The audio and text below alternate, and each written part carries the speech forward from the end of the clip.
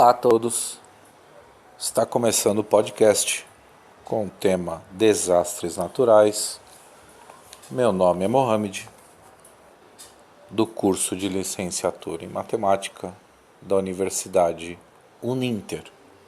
Bem, para começarmos essa conversa, precisamos entender o que é um desastre natural.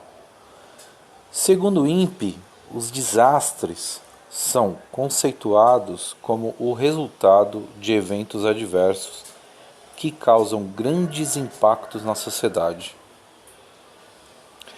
A Defesa Civil no Brasil classifica os desastres como naturais, humanos e mistos.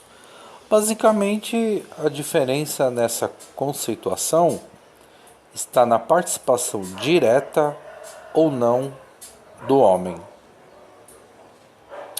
No Brasil, os principais desastres naturais são inundação, alagamentos, secas, estiagens, granizo, vendavais, ciclones, geadas, incêndios florestais, tornados, movimentos de massa e erosão linear, pluvial e fluvial.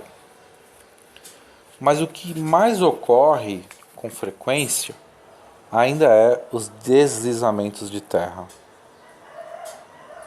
E os motivos que desencadeiam esse processo estão ligados à forma de relevo, estrutura geológica do terreno, além das ações humanas que intensificam os deslizamentos. Retirada da cobertura vegetal, de áreas de relevo acidentado, habitação em locais impróprios, o que favorece as condições para que um tipo de evento desse ocasione. A matemática na prevenção de desastres naturais. Depois que uma forte chuva desabou sobre a região serrana do Rio, na noite de 11 para 12 de janeiro de 2011, enxurradas e deslizamentos de terra deixaram mais de 900 mortos e 300 pessoas desaparecidas, num dos maiores desastres naturais a atingir o país. O governo federal criou o Centro Nacional de Monitoramento e Alertas de Desastres Naturais, CEMADEM, juntamente com o Instituto Nacional de Matemática Pura e Aplicada, INPA, no intuito de aprofundar a colaboração de pesquisadores para estudar as muitas facetas do problema, e não são poucas as ferramentas da matemática usadas nisso, destaca Leonardo Bacelar, pesquisador do CEMADEM e um dos coordenadores. Para ele, a matemática tem 3 níveis de interseção, com a área de prevenção de desastres. O primeiro é a própria compreensão do problema e a percepção do risco. Afinal, é ela que usamos para entender o mundo. Muitas vezes, vemos informações como choveu X milímetros em determinado lugar em 2 horas, mas poucos entendem o que quer dizer este número solto. O segundo é a modelagem e a simulação de processos físicos.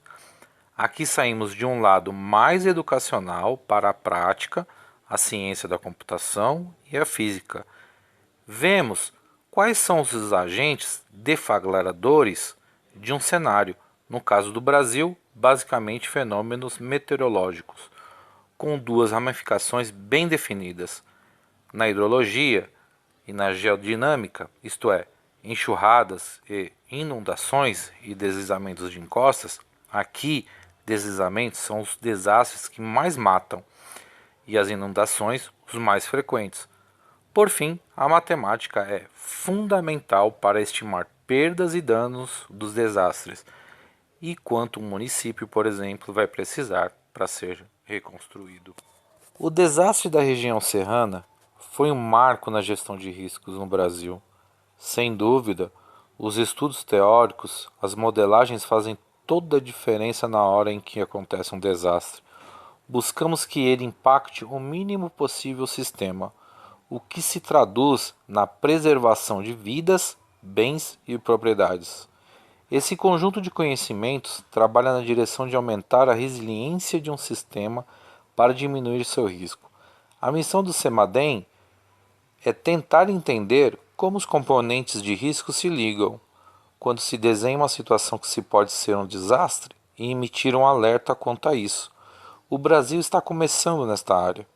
Estamos discutindo aqui mais um passo de um programa de pesquisa sobre a relação entre fenômenos naturais e sistemas urbanos.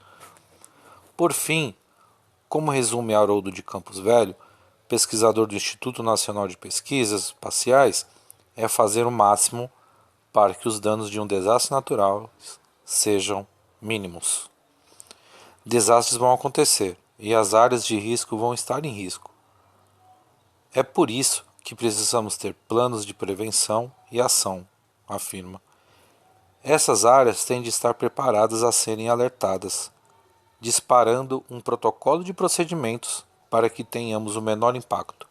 O ideal é que a gente avise e não aconteça, como um seguro que a gente paga para não usar, mas que se tiver que usar, vai estar lá. Obrigado a todos